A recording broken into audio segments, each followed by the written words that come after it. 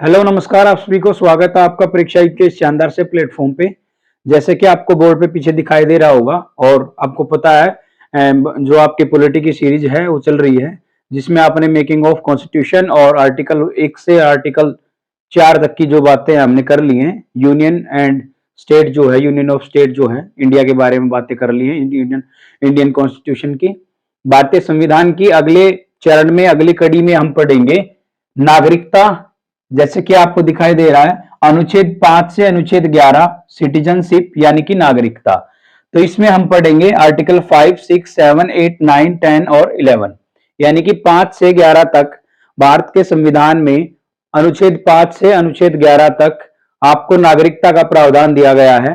तो उसमें हम पढ़ेंगे कि किस किस स्तर पे क्या क्या बातें नागरिकता से रिलेटेड होंगी। तो चलिए सेशन को स्टार्ट करते हैं और सबसे पहले चैनल को सब्सक्राइब कर लीजिए अगर आपने अब तक सब्सक्राइब नहीं किया है तो, और अपने सभी दोस्तों के पास शेयर कर दीजिए। स्टार्ट करते हैं।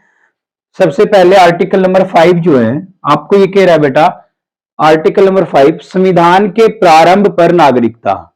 सबसे पहली बात, आर्टिकल नंबर 5 जो है ये आपको कह रहा है संविधान के प्रारंभ पर नागरिकता।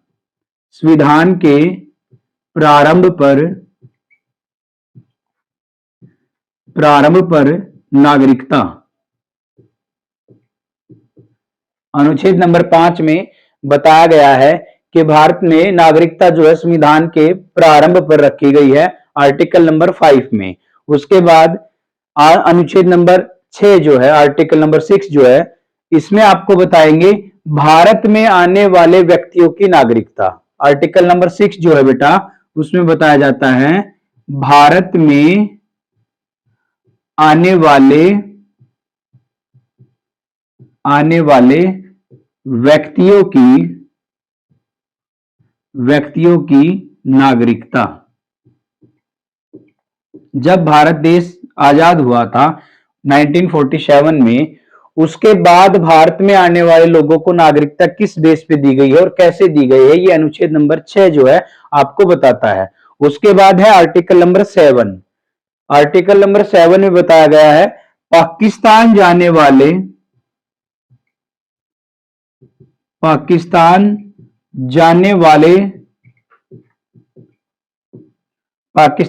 वाले वालों को नागरिकता किस बेस पे हुई थी। पाकिस्तान जाने वाले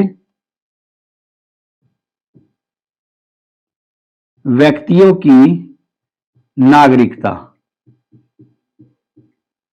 इसमें यह प्रावधान दिया गया है कि कब से कब तक, मतलब भारत 1947 में आजाद हुआ और उसी के साथ ही पाकिस्तान आजाद हुआ। तो भारत और पाकिस्तान के बंटवारे में जब जो इंसान पाकिस्तान में जाना चाहते थे, उनको किस बेस पे रखा गया था कि भाई इतने तारीख तक आपको पाकिस्तान में जाना है, उसके बाद अगर आप भारत में रहेंगे तो आपको भारत की नागरिकता दी जाएगी। और अगर आपसे, जैसे भारत की बात हुई है, सेम वैसा ही है। आर्टिकल नंबर 6 में यह बताया गया है कि भारत में जो लोग रहे थे उन लोगों को कैसे नागरिकता दी गई थी। अनुच्छेद नंबर 7 में आपको यह बताया गया है कि भारत से जो लोग भारत को छोड़ के पाकिस्तान की तरफ गए थे तो उन लोगों को कैसे नागरिकता दी गई है। चलिए आर्टिकल नंबर 8 जो है बेटा, वो आपको बताता है भारत के बाहर रहने वाले व्यक्तियों की नागरिकता।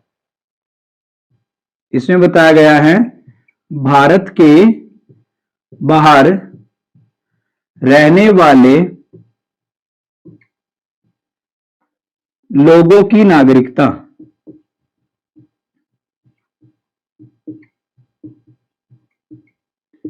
आर्टिकल नंबर 8 में बताया गया है भारत के बाहर रहने वाले लोगों की नागरिकता कैसी थी, मतलब किस बेस पे उनको नागरिकता दी गई है, भारत से जो बाहर व्यक्ति रहते हैं। उसके बाद आर्टिकल नंबर 9 जो है, उसमें बताया गया है विदेशी राज्यों की नागरिकता का होना। इसमें थोड़ा सा समझेंगे बात को। इसमें बताया गया है विदेशी राज्य की नागरिकता लेने पर नागरिकता का होना। इसमें जो लोग ऐसे हैं जो एक से ज्यादा देशों की नागरिकता है, जैसे कि मतलब भारत में भी उसकी नागरिकता है और किसी विदेश में या दूसरे देश में भी किसी उसकी नागरिकता है, तो उसका प्रावधान जो है आर्टिकल नंबर 9 में दिया गया है। विदेशी राज्य की नागरिकता लेने पर नागरिकता का होना। विदेशी राज्य की नागरिकता लेने पर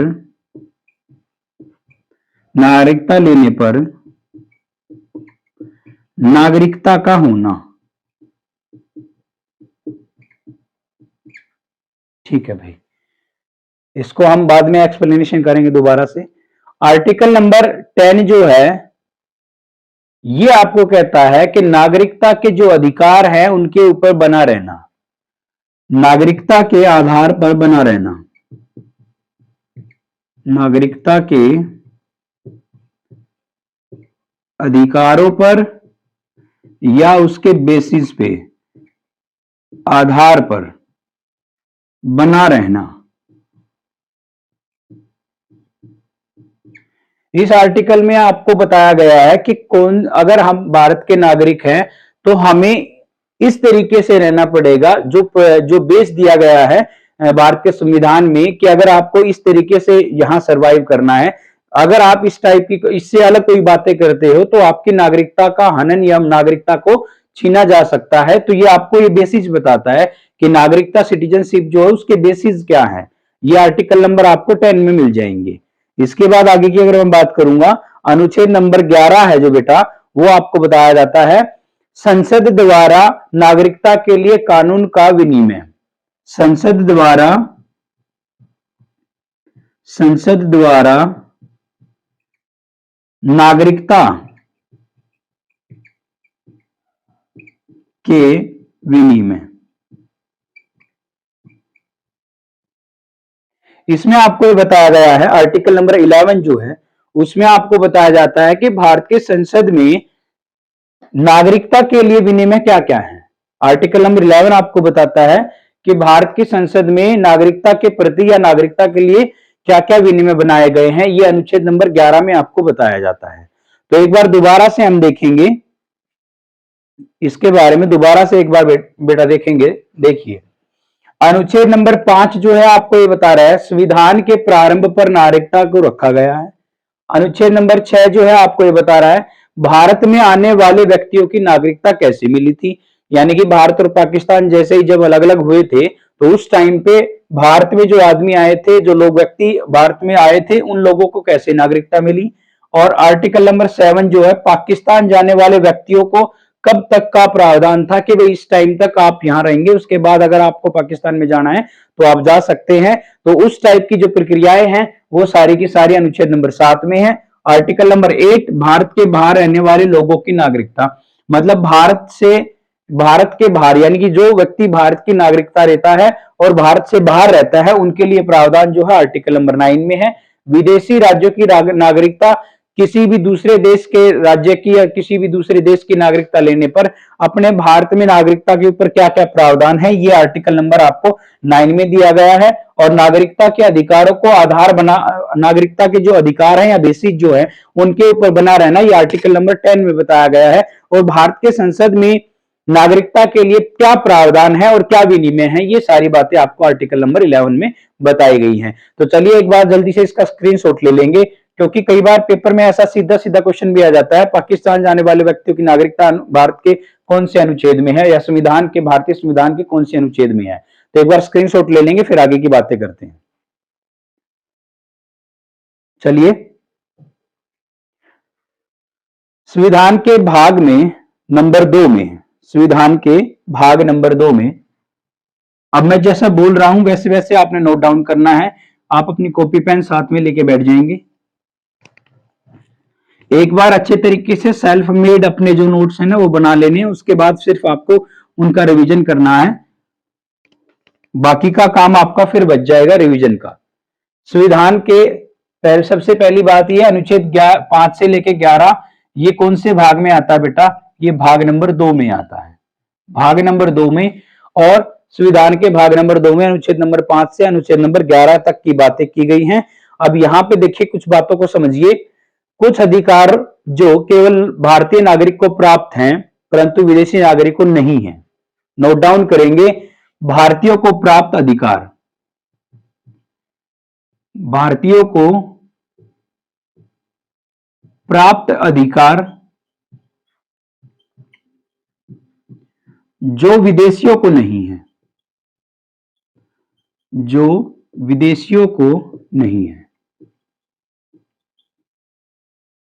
अब हम कुछ ऐसे अधिकारों की बात करेंगे जो विदेशी नागरिकों को नहीं है लेकिन भारत के लोगों को है, जैसे धर्म, मूल, वंश, जाति, लिंग या जन्म के स्थान के आधार पर विभेद के विरुद्ध अधिकार।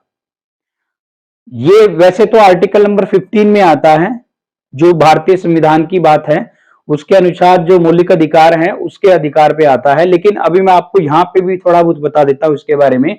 क्या है कि भारतीयों को प्राप्त अधिकार क्या है, मेन बात क्या है समझो बेटा एक बार।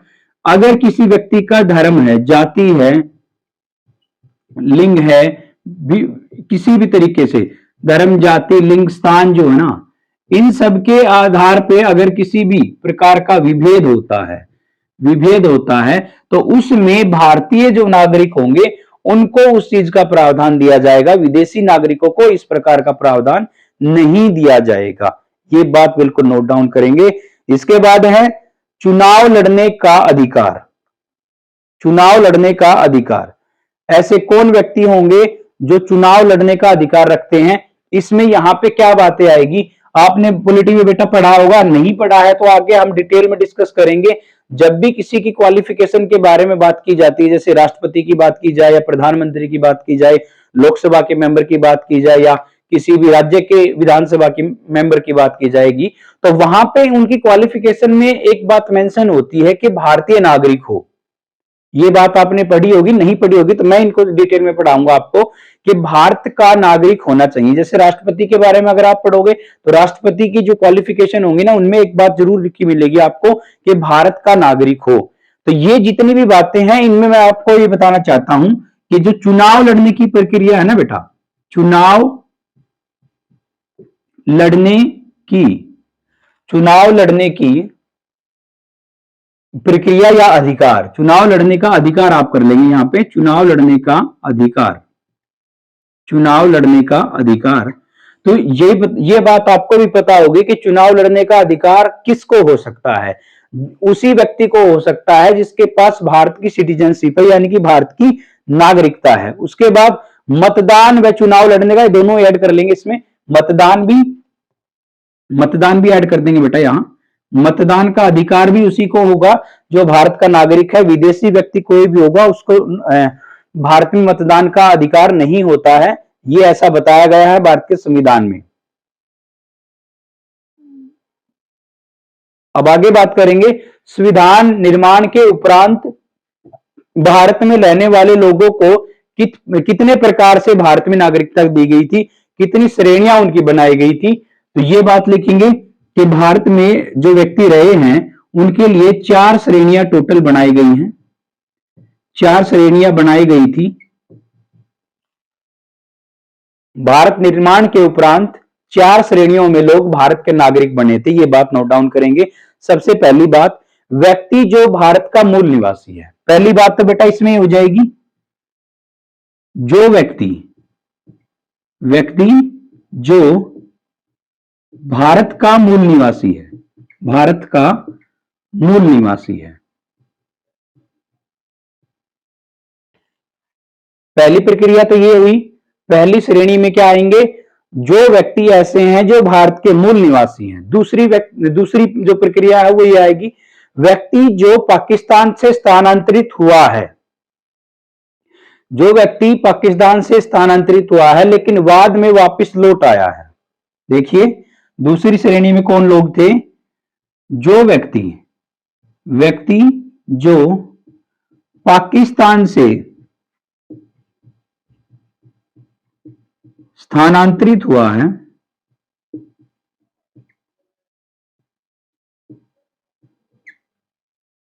व्यक्ति जो पाकिस्तान से स्थानांतरित हुआ हो लेकिन बाद में वापस लौट आया हो, लेकिन बाद में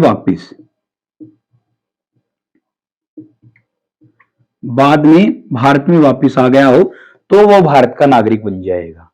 दूसरी, इसके थर्ड बात जो होगी, व्यक्ति जो पाकिस्तान से स्थानांतरित हुआ है लेकिन बाद में लौट आया है और इसमें एक जो तीसरी श्रेणी है वो ये होगी, जो व्यक्ति पाकिस्तान स्थानांतरित हुआ है, जो व्यक्ति पाकिस्तान से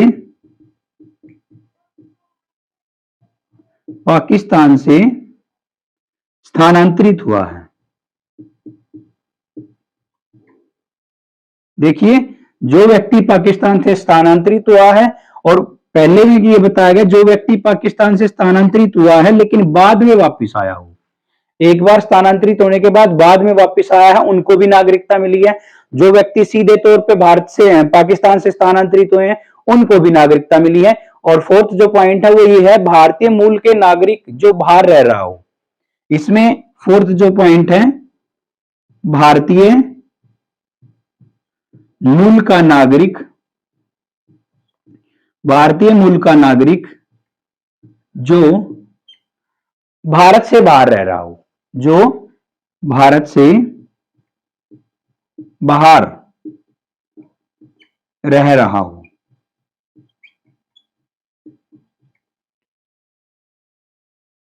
भारतीय मूल का नागरिक मतलब उसका मूल जो है, जो उसका मूल है, यानी कि मूल निवासी था, या मूल उनके जो पूर्वज हैं उनके जो वो पहले के मूल निवासी भारत के थे लेकिन भारत से बाहर रह रहे हैं, फिर भी उन लोगों को भारत की नागरिकता दी गई है। इसके बाद वह व्यक्ति भारत का नागरिक नहीं माना जाएगा जो स्वेच्छा से किसी अन्य देश की नागरिकता को ग्रहण करता है। बहुत अच्छा पॉइंट है बेटा, नोट डाउन करने का है।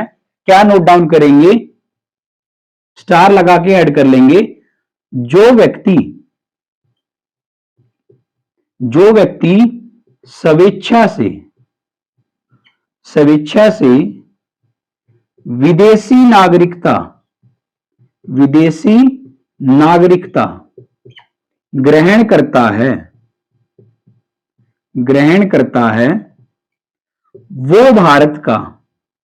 वो भारत का नागरिक नहीं माना जाएगा। यहां मैं क्रॉस का साइन लगा देता हूं। जो व्यक्ति दोबारा सुन लीजिए क्या कह रहा हूं मैं। जो व्यक्ति अपनी मर्जी से कहता है कि मुझे दूसरे देश की जो नागरिकता है वो लेनी है, तो उसको ये ऑप्शन दिया जाता है कि या अगर आप दूसरे देश की नागरिकता लेते हैं तो यहां से अगर आपके अपनी खुद की नागरिकता को समाप्त करना चाहते हैं तो उसके बाद इन फ्यूचर आपको भारत का नागरिक नहीं माना जाएगा। ये पॉइंट आपको क्लियर करना है। उसके बाद संसद को यह अधिकार है कि वह नागरिकता के अर्जन में यानी कि बनाने में या समाप्ति में नागरिकता से संबंधित अन्य विषयों के विधि बना सकती है। ये बहुत अच्छा पॉइंट है और आई थिंक आपको पता भी होगा जब भारत की संसद की बात आ गई, इससे पहले अगर जो मैंने पॉइंट टू पॉइंट सीधी बातें लिखवाई थी कौन से अनुच्छेद में क्या है, उसमें ऐसा बताया गया था कि संसद के पास जो नागरिकता है ना उनके विनिमय है, वो अपने तरीके से उसको हैंडल कर सकते हैं। यहां ये बात कह रहा है कि संसद जो है नागरिकता का अर्जन करना और समाप्ति इसका अधिकार संसद के पास है और इससे संबंधित अन्य विषय में विधि बना सकता है। तो आप क्या नोट डाउन यहां पे नोट डाउन क्या करेंगे? संसद के पास अर्जन और समाप्ति, संसद के पास अर्जन और समाप्ति नागरिकता,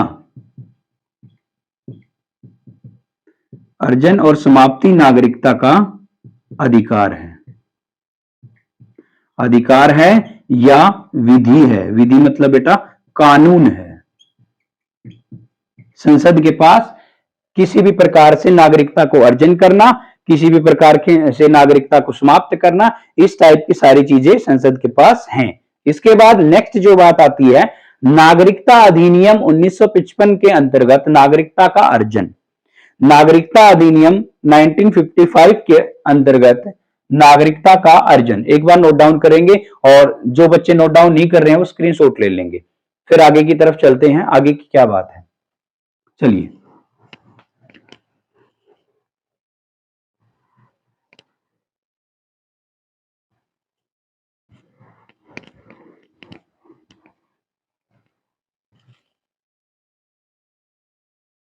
सबसे पहला पॉइंट यहां पे क्या बता रहा हूं मैं आपको, अब जो हेडिंग डालनी है आपको, क्या डालनी है, नागरिकता अधिनियम 1955। नागरिकता अधिनियम, नागरिकता अधिनियम 1955। नागरिक